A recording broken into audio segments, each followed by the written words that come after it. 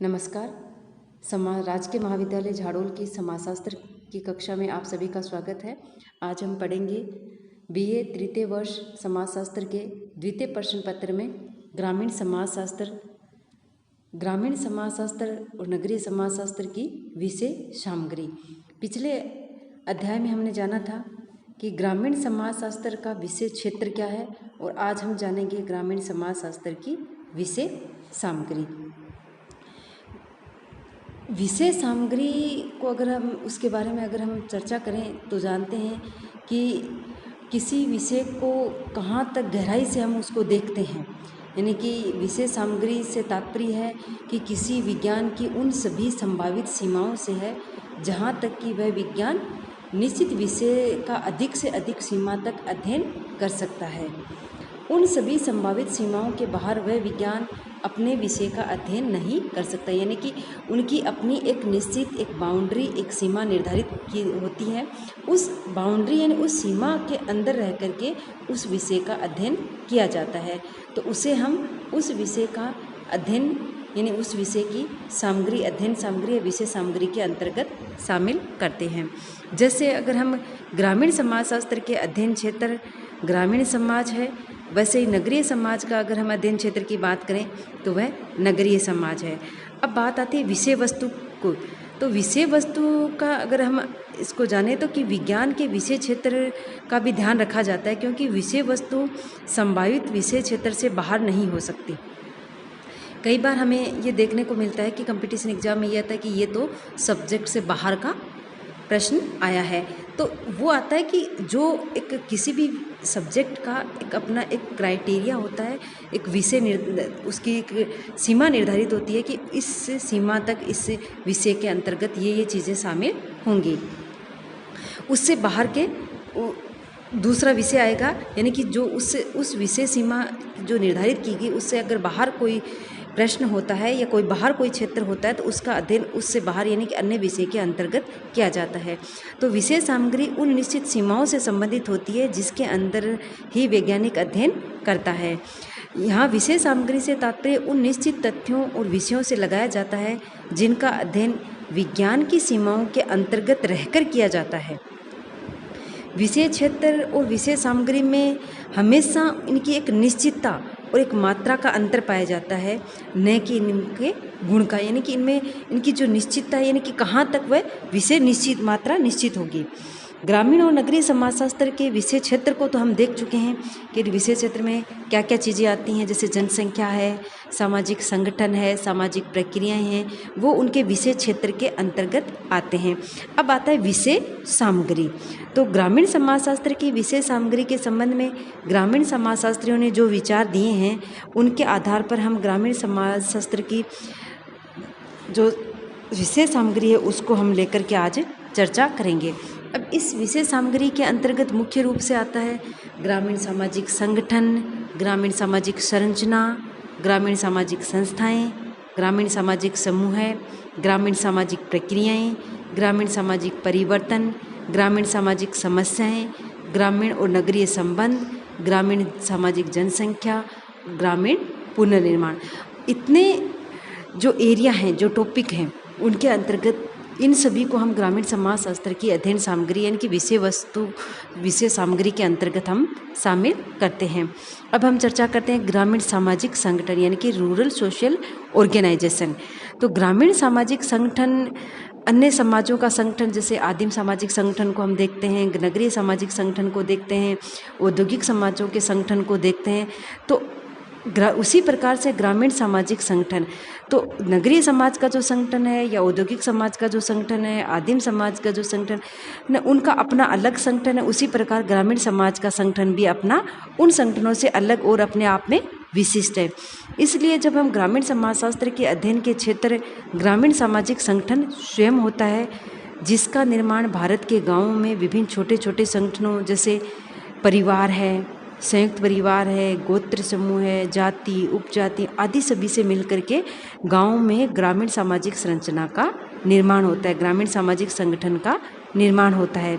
गाँव के इन विभिन्न तत्वों में के अतिरिक्त भी कई अनेक परिस्थिति संबंध भी पाए जाते हैं, जैसे गाँव में का अपना एक सत्ता संगठन होता है, गाँव का अपना धार्मिक संगठन होता है। यानी ग्रामीण संगठन, सामाजिक संगठन के विभिन्न तत्वों का अध्ययन हम ग्रामीण समाजशास्त्र के ग्रामीण सामाजिक संगठन को हम ग्रामीण समाजशास्त्र के अध्ययन विषय यानी विषय सामग्री के अंतर्गत शामिल करते हैं। अब आता है ग्रामीण सामाजिक संरचना यानी कि रूरल सोशल स्ट्रक्चर। तो ग्रामीण सामाजिक संरचना में ग्रामीण समाजशास्त्र को जब हम देखते हैं तो इसकी संरचना के अंतर्गत क्या क्या चीज़ें आनी चाहिए। तो जैसे उनकी गाँव की बसावट कैसी है, उनकी बनावट कैसी है, किस जैसे नगरों की बसावट अलग तरीके से सभ्यताओं में हमने देखा, हड़प्पा सभ्यता में देखा तो उनकी बसावट का अपना एक अलग तरीका होता है। उसी प्रकार जो गाँव की जो संरचना है, गाँव की जो बसावट है, उसका भी अपना एक निर्धारित तरीका होता है। तो हम जब ग्रामीण समाजशास्त्र की विषय सामग्री में देखते हैं तो गाँव की बसावट कैसी है, उनकी बसावट के विभिन्न प्रकार, उनके प्रतिमान, उनका गाँव ग्रामीण सामाजिक जीवन पर क्या प्रभाव पड़ता है, इन सभी चीज़ों का हम अध्ययन ग्रामीण सामाजिक संरचना के अंतर्गत करते हैं। तो इसे हम ग्रामीण समाजशास्त्र की विषय वस्तु में शामिल करते हैं। इसमें ग्रामीण सामाजिक संबंधों को निर्धारित करना, निर्देशित करना, ग्रामीण जनसंख्या की बस्तियाँ आदि कई महत्वपूर्ण कारक होते हैं जो हमें ग्रामीण यानी गाँव की बसावट उनकी जाति आधार पर अलग होती है। हम गाँव में देखते हैं कि एक जाति या एक गोत्र के पर जो घर हैं वो एक अलग बस्ती में होते हैं, यानी कि अलग अलग मोहल्ले बने हुए होते हैं गाँव में। हमें जो हम किसी भी गांव में चले जाओ हमें देखने को वो सब चीज़ें मिलती हैं कि ये मोहल्ला ब्राह्मणों का है, ये मोहल्ला राजपूतों का है, ये मोहल्ला अन्य अदर कास्टों का है। तो ये सब हमें गांव में देखने को मिलती हैं। इसी प्रकार उच्चता और निम्नता का क्रम भी हमें गांव में देखने को मिलता है कि ये जातियां श्रेष्ठ हैं, ये जातियां निम्न हैं। तो ये सब चीज़ें हमें ग्रामीण समाजशास्त्र के अंतर्गत अध्ययन क्षेत्र में जातियों की भौगोलिक बनावट, ग्रामीण संरचना का इनका अपना एक विशेष स्थान देखने को मिलता है। उसके बाद में आता है ग्रामीण सामाजिक संस्थाएं, इनकी जो कौन कौन सी संस्थाएं हैं जो ग्रामीण सामाजिक संरचना के अंतर्गत ग्रामीण समाजशास्त्र की विषय वस्तु में आती हैं, जिसके अंतर्गत वे सभी समाजों के तहत ग्रामीण समाजों की भी आवश्यकताओं को पूर्ण करने के लिए ग्रामीण समाजों के द्वारा मान्यता प्राप्त विधियां होती हैं जिन्हें हम ग्रामीण सामाजिक संस्थाएं कहते हैं। जैसे जनरीतियाँ, रूढ़ियाँ, प्रथा, परंपराएं, रीति रिवाज, कानून, तो ये सभी जो हैं वो ग्रामीण सामाजिक संरचना में भी हमें देखने को मिलते हैं। ग्रामीण समाजों में उनकी जनरीतियाँ होती हैं, रूढ़ियाँ होती हैं, कानून होते हैं, विवाह संस्कार होते हैं। तो जो ग्रामीण जन समाजशास्त्र के अध्ययन क्षेत्र के अंतर्गत धार्मिक, सांस्कृतिक, शैक्षणिक, आर्थिक, राजनीतिक, पारिवारिक आदि सभी संस्थाओं को भी हम इसकी विषय सामग्री के अंतर्गत रखते हैं। फिर आता है ग्रामीण सामाजिक समूह है, रूरल सोशल ग्रुप। इसके अंतर्गत क्या क्या विषय वस्तु आएगी। तो मानव हमेशा से अपने सभी आवश्यकताओं जैसे उसकी रोटी, कपड़ा, मकान, आवास की और उसकी अन्य जो अनेक प्रकार की जो इच्छाएं हैं, तो उन इच्छाओं की पूर्ति कभी भी व्यक्ति अकेला रह कर के नहीं कर सकता। उसके लिए उसे किसी न किसी समूह की सदस्य बनना पड़ेगा और हमेशा व्यक्ति समूह में रहकर ही अपनी संपूर्ण आवश्यकताओं की पूर्ति करता है। और जब व्यक्ति अपने इन्हीं आवश्यकताओं की पूर्ति के लिए समूहों का निर्माण करता है और समाज में जीवन को व्यतीत करता है, और विभिन्न आवश्यकताओं की पूर्ति के लिए ग्रामीण समाज में भी अनेक विशेष समूहों का निर्माण होता है। जैसे नातेदारी समूह है, धार्मिक समूह है, क्रीड़ा समूह है, पड़ोस समूह है, सांस्कृतिक समूह है, राजनीतिक समूह है, ग्राम पंचायतें, जाति पंचायतें, जैसे खाप पंचायतें हैं। तो ये सभी चीज़ें ग्रामीण सामाजिक समूह के अंतर्गत आती हैं। फिर आता है ग्रामीण सामाजिक प्रक्रियाएं, रूरल सोशल प्रोसेस, यानी कि वे प्रक्रियाएं जो ग्रामीण समाज यानी ग्रामीण जीवन को बनाए रखने में रखती हैं। तो इसके अंतर्गत स्मिथ ने ग्रामीण समाजशास्त्र के क्षेत्र में विभिन्न संगठनात्मक प्रक्रियाएं भी होती हैं और विघटनात्मक प्रक्रियाएं भी होती हैं। जैसे सहयोग है, व्यवस्थापन है, एकीकरण है, आत्मसात्मीकरण है, प्रतिस्पर्धा, संघर्ष आदि सभी प्रक्रियाओं को इसके अंतर्गत शामिल किया है। जैसे भारत के गांव में अनेक विशेष प्रकार की प्रक्रिया, जैसे संस्कृतिकरण की प्रक्रिया है, वो हमें गांव में देखने को मिलती है। संस्कृतिकरण एम.एन. श्रीनिवास ने संस्कृतिकरण को परिभाषित किया है। इसी प्रकार सार्वभौमिकीकरण मेकिम मेरियट का ये स्थानीयकरण, ये सभी चीज़ें हमें, ये सभी प्रक्रियाएं हमें ग्रामीण सामाजिक संरचना में हमें देखने को मिलती हैं। तो इन सभी को हम ग्रामीण सामाजिक समाजशास्त्र की विषय वस्तु के अंतर्गत हम शामिल करते हैं। इनके अध्ययन के बिना अगर हम ग्रामीण समाजशास्त्र को समझना चाहते हैं तो वो अपने आप में अधूरा होगा। जब तक हम इन सामाजिक प्रक्रियाओं को नहीं समझेंगे तब तक ग्रामीण समाजशास्त्र को समझना अधूरा होगा। ये सभी प्रक्रियाएं हमारे ग्रामीण जीवन का, ग्रामीण समाज का एक अभिन्न अंग है। इनके बिना ग्रामीण समाज अपने आप में अधूरा है। ग्रामीण समाजशास्त्र व्यक्तियों, समूहों और व्यक्ति व समूह के बीच परस्पर अंतःक्रियाओं का समाजशास्त्रीय अध्ययन करता है। ग्रामीण समाजों में विद्यमान सभी प्रकार की प्रक्रियाएं ग्रामीण समाजशास्त्र के क्षेत्र के अंतर्गत आती हैं। उसके बाद अगर हम चर्चा करें तो ग्रामीण सामाजिक परिवर्तन, क्योंकि परिवर्तन हम जानते हैं कि प्रकृति का नियम है। जैसे टेक्नोलॉजी में परिवर्तन आया है, तो ग्रामीण समाज में जो परिवर्तन है वो शहरी नगरीय समाज की तुलना में धीमी गति से होता है। क्योंकि नगरीय समाज में जो परिवर्तन है, जो टेक्नोलॉजी, वो तीव्र गति से आती है। वही ग्रामीण समाज में वह परिवर्तन नगरीय समाज की तुलना में एक हम देखें तो बहुत कम होता है और वो एक स्थिर सा प्रदर्शित होता है। जब अनेक कारकों जैसे औद्योगिकरण के कारक है, नगरीकरण, संचार के साधनों, यातायात के साधनों, टेक्नोलॉजी के बढ़ावा के कारण विकास के जब संसाधनों का विकास होता है और व्यवसायों की जब बहुल्यता आती है, यानी अनेक प्रकार के व्यवसाय जब स्थापित होते हैं, शिक्षा आती है, आधुनिकता आती है, मशीनीकरण आता है, पंचवर्षीय योजनाएं, सामुदायिक विकास की योजनाएं, ग्रामीण विकास की योजनाएं, ग्रामीण विकास योजनाओं से संबंधित कार्यक्रमों आदि अनेक विकास की योजनाओं का प्रभाव ग्रामीण सामाजिक परिवर्तन में हमें देखने को मिलता है।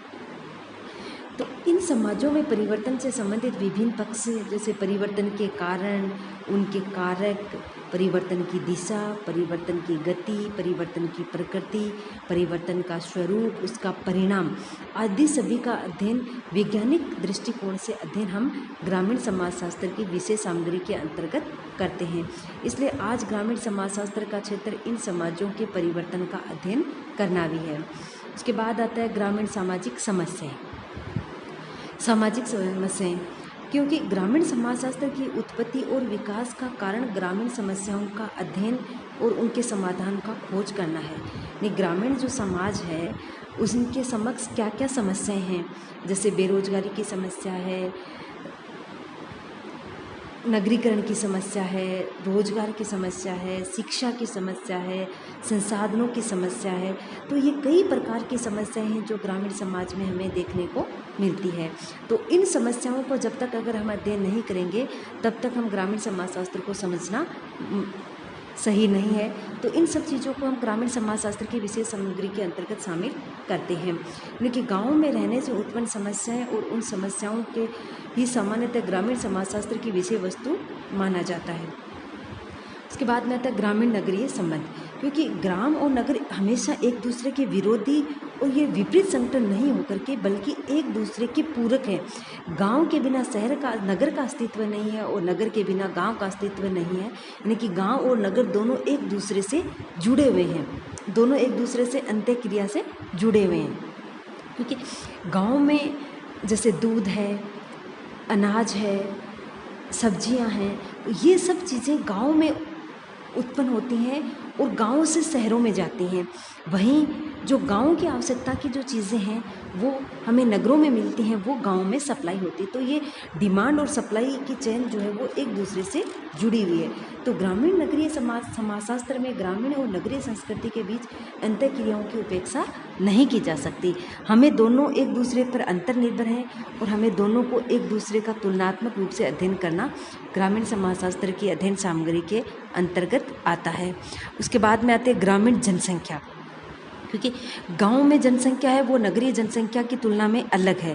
ग्रामीण समाजशास्त्र में ग्रामीण जनसंख्या, उसकी संरचना अलग है, उसका घनत्व अलग है, जनसंख्या की प्रकृति अलग है, जन्म मृत्यु दर अलग है, आयु संरचना अलग है, गांव का रहन सहन अलग है, गांव की औसत आयु, जाति, धर्म, भाषा, वितरण आदि सभी ये प्रत्यक्ष या अप्रत्यक्ष रूप से एक दूसरे से जुड़े हुए हैं। ग्रामीण समाजशास्त्र के अध्ययन क्षेत्र के अंतर्गत ये सभी जनसंख्यात्मक आधार व कारक होते हैं। तो अतः ग्रामीण जनसंख्या का अध्ययन ग्रामीण समाज के संबंध में महत्वपूर्ण ज्ञान का स्रोत है।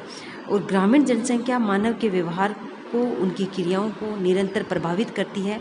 अतः ग्रामीण जीवन का समाजशास्त्र ग्रामीण जनसंख्या का अध्ययन ग्रामीण समाजशास्त्र की विषय सामग्री के अंतर्गत आएगा। फिर आता है ग्रामीण पुनर्निर्माण। तो ग्रामीण जनसंख्या का घनिष्ठ संबंध ग्रामीण पुनर्निर्माण की समस्याओं, उसके कारकों, योजनाओं, उसके स्रोतों, उसकी दशा आदि सभी से निरंतर संबंधित है। चार्ल्स हॉपर कहते हैं कि किसी विज्ञान की उत्पत्ति और विकास समस्याओं के निदान और समाज के पुनर्निर्माण के लिए किया जाता है।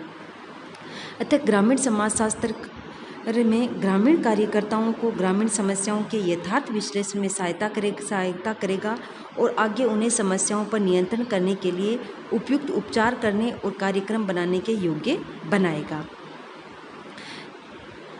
धन्यवाद।